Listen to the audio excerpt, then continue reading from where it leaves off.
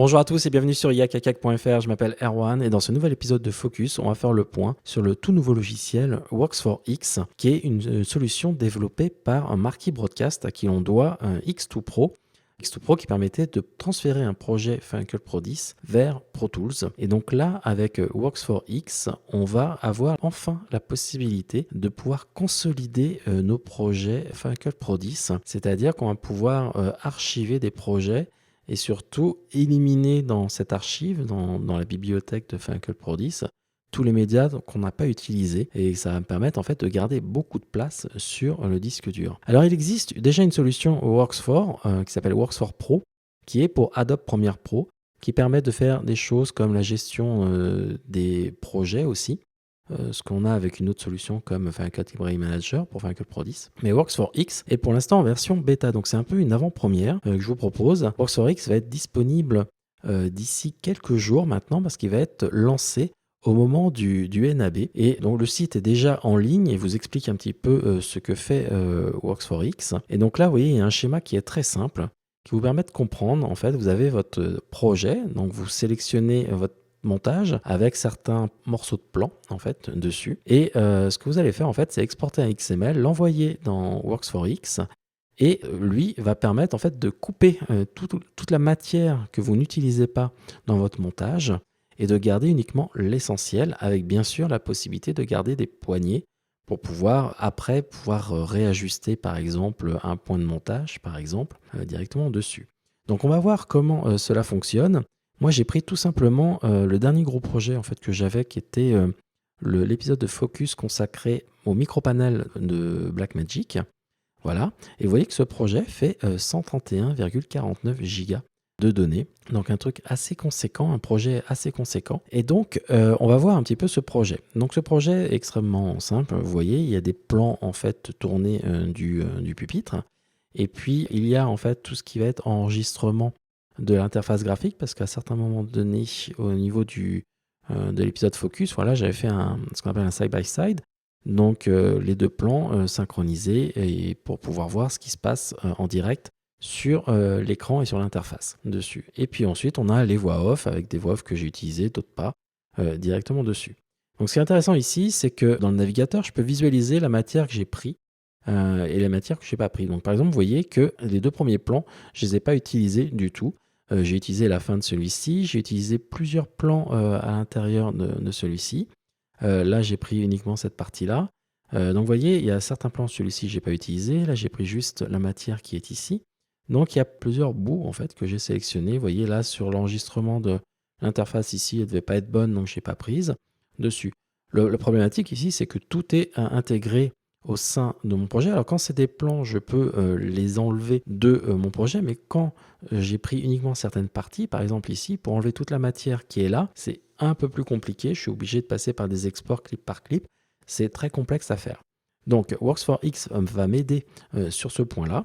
Et pour cela, je vais tout simplement sélectionner ici mon projet et je vais demander à exporter ici le XML de mon projet. Vous voyez, alors je vais enlever ici, je vais juste mettre micropanel, on va le mettre sur le bureau. Ce qui est important, c'est que Works4X fonctionne uniquement avec la dernière version de XML de Final Cut Pro 10, donc la version 1.6. Donc n'utilisez pas la version 1.5 dessus. On va faire enregistrer, voilà, comme ceci. Et on va pouvoir maintenant voir que j'ai mon projet en fait qui est ici, mon montage, voilà, mon fichier XML qui est ici. Et je vais pouvoir aller dans ma barre ici et lancer l'interface de Works4X directement. Donc comment cela fonctionne? C'est extrêmement simple. Il suffit en fait de prendre votre XML et le faire un glisser-déposer directement dans le source FCP XML qui est ici. Voilà. Et donc à partir de là, il me donne certaines informations, voilà, et avec certains paramètres. Par exemple, ici, vous voyez que j'ai des poignées de 2 secondes sur mes clips. Alors ça, ce sont des préférences qu'on va pouvoir modifier ici. Donc dans la partie préférences, je vais sélectionner ici mon élément et je vais pouvoir demander à avoir, par exemple, à changer la matière. Par exemple, je pourrais mettre, j'ai envie d'avoir 10 secondes de matière. Alors ce qu'il faut savoir, c'est que c'est 10 secondes de matière que vous rajoutez par clip.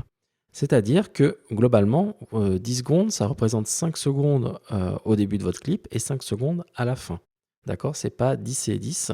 Donc bien réfléchir, si vous voulez par exemple 4 secondes, il faudra en 2 poignées au début et à la fin, il faudra mettre sur 8 secondes par exemple directement ici. Donc moi je vais laisser sur 2 secondes, voilà, donc avec 1 seconde de marge au début et à la fin, donc ça me permettra d'ajuster si besoin certaines transitions par exemple dessus. Et puis en dessous j'ai 2 autres paramètres, j'ai Audio File Processing. En fait au niveau des métadonnées audio, vous avez la possibilité donc de copier l'entièreté ici de votre fichier audio et de conserver les métadonnées, ou bien de couper, de segmenter en fait les fichiers audio. Mais dans ce cas-là, il vous indique en fait que vous allez perdre les métadonnées. Donc ça, c'est en fonction de ce que vous avez besoin. Est-ce que vous avez des métadonnées qui sont liées au fichier audio? Si vous n'en avez pas, n'hésitez pas à utiliser le trim audio. Ça permettra de gagner de l'espace en fait sur vos disques durs. Sachant que les fichiers audio, c'est pas ce qui prend le plus de place, mais au cas où, vous pouvez utiliser cette option. Donc moi, je vais revenir sur l'option de base, c'est-à-dire copier les fichiers sans perdre les métadonnées. Alors ce qui est intéressant, c'est que vous voyez, dès que je fais une modification dans les préférences, dans ma console d'information ici, je vois toutes les préférences qui ont changé. Donc ça me permet de visualiser un petit peu les différents changements. Vous voyez par exemple, je suis passé à 10 secondes, à 8, et je suis revenu à 2 tout simplement. Au niveau du Sync Clip Processing, ça va me permettre ici, quand je synchronise des clips au sein de FCP10, Works4X peut vous proposer, et vous propose par défaut, de transformer ces clips. Donc en fait, ce sont 2 sources différentes. Lui, il va en créer en un seul fichier optimisé dessus. Donc ça, vous pouvez le désactiver, d'accord, si vous voulez garder les 2 fichiers sources indépendamment, ou bien en cliquant sur la petite icône ou en laissant la valeur par défaut, vous allez simplement dire à Works4X d'optimiser en fait les médias que vous avez synchronisés tout simplement. Ensuite, dans les autres onglets, c'est assez simple. Vous avez un thème, donc là c'est au niveau du look de l'interface. Vous pouvez avoir une interface comme FCP10 grise dessus, donc plus foncée ou plus claire. Vous avez ici Media Location, ici. Ça va vous permettre, dans certains cas, avec macOS 10, en fait, empêche certaines modifications de fichiers. Et dans le cas, par exemple, des fichiers audio ou autres. Et donc, vous pouvez rentrer différents dossiers pour dire, ben voilà, mon application peut aller dans le dossier, par exemple, Movie, ici, ou aller sur le bureau. Vous verrez en fait que si vous lancez parfois consolidation ici, vous pouvez avoir un message en disant ben voilà, je ne peux pas modifier tel dossier. N'hésitez pas à rajouter, vous avez la possibilité à tout moment de rajouter en fait des dossiers pour modifier certains éléments dessus. Le dernier onglet, c'est licence. Licence, c'est juste pour rentrer votre numéro de licence. Alors, le Works4X sera disponible sur le Mac App Store. Voilà, donc pas ailleurs. Ce sera disponible pendant le NAB, je le répète, directement ici. Alors, donc voilà pour les préférences. Donc, on a fait le tour ici, c'est assez simple. Et puis ici, vous voyez que donc j'ai mis ma source. J'ai le nom dessus, donc je pourrais l'appeler Focus, on va l'appeler Archive. Voilà, comme ça je sais que c'est la version allégée dessus. Et puis je peux mettre une destination. Par exemple, on va mettre le bureau. Voilà. Et donc il va me créer un dossier micropanel Blackmagic dessus avec la bonne destination à ce niveau-là. Alors vous voyez, il y a des petites étapes, exporter le XML et autres. Je vais vous montrer en fait qu'on peut automatiser l'export de Final Cut Pro 10 vers Works4X très simplement. Et pour cela, on va retourner dans Final Cut Pro 10. Donc, ce que je vais faire, c'est tout simplement quitter Works4X pour le moment. Vous voyez, comme ceci. Je vais même jeter à la poubelle ici le fichier XML, parce qu'on va automatiser un petit peu tout ça. Pour cela, il suffit d'aller dans les préférences de Final Cut Pro 10 et d'aller dans le dernier onglet Destination. À partir de là, vous dites, voilà, j'ai envie d'ajouter une destination, donc vous cliquez dessus, et vous sélectionnez Exporter le fichier. Vous double-cliquez dessus, voilà, comme ceci. Au niveau des paramètres vidéo, on s'en fiche, vous laissez tout par défaut. La seule chose qu'il faut modifier, c'est Ouvrir avec. Et là, vous demandez en fait à choisir Autre, et vous pouvez aller directement à la fin et dire, je veux choisir l'application Works4X, voilà, comme ceci. Et à partir de là, maintenant, je vais pouvoir d'ailleurs renommer mon export Works4X, voilà, comme ceci, directement. Et ce qui va me permettre, vous allez voir maintenant, d'automatiser en fait l'envoi de la consolidation directement depuis mon interface. C'est-à-dire que je sélectionne ici mon projet, Je vais dans le bouton tout en haut à droite, partager. Je clique dessus et là, j'ai Works4X qui est disponible dessus. Je clique sur le bouton. À partir de là, j'ai les infos de réglage, mais je ne touche à rien. Je fais juste suivant. Et à partir de là, il va me lancer Works4X dessus, voilà, comme ceci.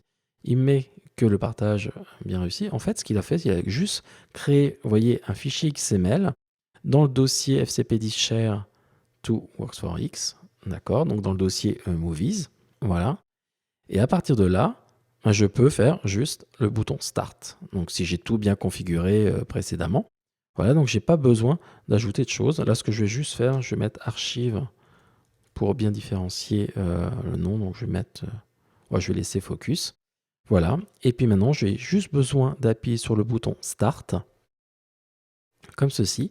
Et à partir de là, vous voyez qu'il a créé un dossier dans lequel il va copier tous les médias. Et ce qu'il est en train de faire là, c'est qu'il est en train de prendre tous mes clips qui sont utilisés dans mon montage et qui va couper à l'intérieur, créer différents clips, ce qu'il appelle segment ici, vous voyez.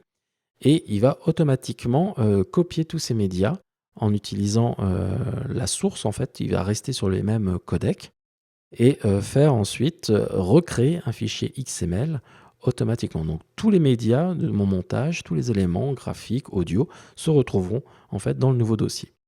Donc je vais accélérer ici l'export parce que là c'est un assez gros projet. Donc je vais accélérer pour qu'on gagne un petit peu de temps sur ce tutoriel. Donc la consolidation vient de se terminer. J'ai donc maintenant mon dossier ici avec tous les médias qui ont été gardés et segmentés, voilà, découpés. Je retrouve ici mon fichier XML, donc le montage avec tous ces médias. Et puis j'ai même les fichiers PNG que je retrouve ici. En plus, j'ai un petit fichier texte qui reprend exactement tout ce qui s'est passé pendant la consolidation. Donc vous voyez qu'il a terminé par écrire le fichier XML directement dessus. Donc maintenant, ce qui reste à faire ici, c'est vous pouvez soit garder uniquement ce dossier-là. Donc déjà, je peux regarder en fait que le poids de ce dossier était à 57 gigas, donc beaucoup plus léger. Mais bien sûr, après, j'aurais besoin, si j'ai besoin de faire des modifications, de changer des titres et autres sur l'élément, j'ai besoin de retourner par exemple dans FCP10. Donc pour cela, je vais ouvrir une nouvelle bibliothèque, créer une nouvelle bibliothèque. Voilà, que je vais mettre au même endroit que la précédente. On va l'appeler micro panel et je vais l'appeler archive par exemple.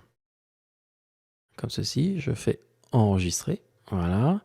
Dans celle-ci, je vais pouvoir demander à importer le fichier XML, le montage.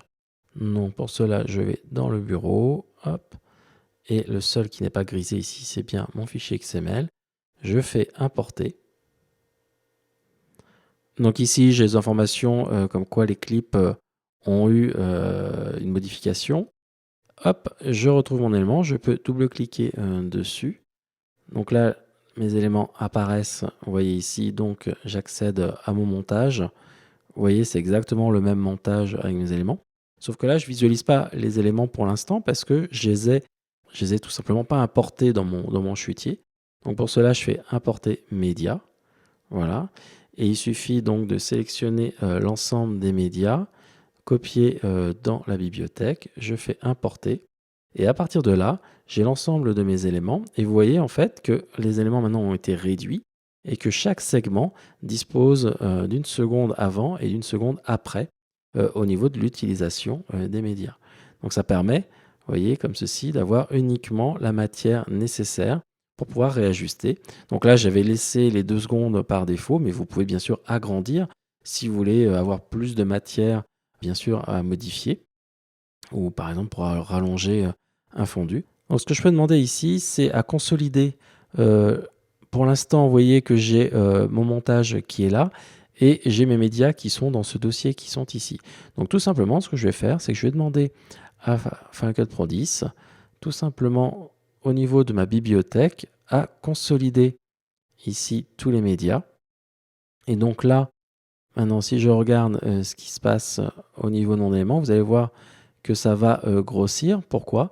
Parce qu'il va tout simplement copier au niveau des gestions de données tous les médias et ça va permettre de consolider ma bibliothèque et ainsi transférer tous les médias automatiquement sur mon projet. Donc une fois la consolidation terminée, on voit bien ici maintenant que j'ai pu économiser pratiquement la moitié plus de la moitié de mon espace disque par rapport à la précédente bibliothèque ici grâce à la consolidation.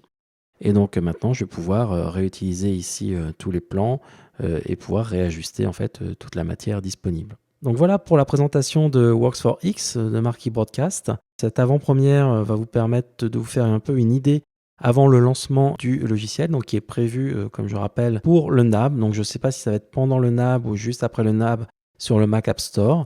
N'hésitez pas à aller sur le site works4x.com. D'ailleurs, vous allez avoir le lien sur le Mac App Store qui sera disponible en temps et en heure. Pour l'instant, je n'ai pas d'informations de prix pour le moment. Vous voyez que pour l'instant, c'est uniquement un formulaire à remplir pour le moment. En tous les cas, je vous tiendrai au courant sur yakakak.fr du lancement, du prix, et des différentes options, s'il y en a différentes options, mais je pense que voilà, ça va se regrouper à ce que je vous ai montré dans cette vidéo. Et puis je vous donne rendez-vous sur yakakak.fr, sur le Facebook, sur le Twitter et sur notre chaîne YouTube. N'hésitez pas à vous abonner et à cliquer sur la petite cloche qui vous permet d'être notifié dès qu'il y a une prochaine vidéo concernant Final Pro 10, Fusion, DaVinci Resolve, Premiere ou d'autres logiciels. À très bientôt, ciao ciao, bye bye.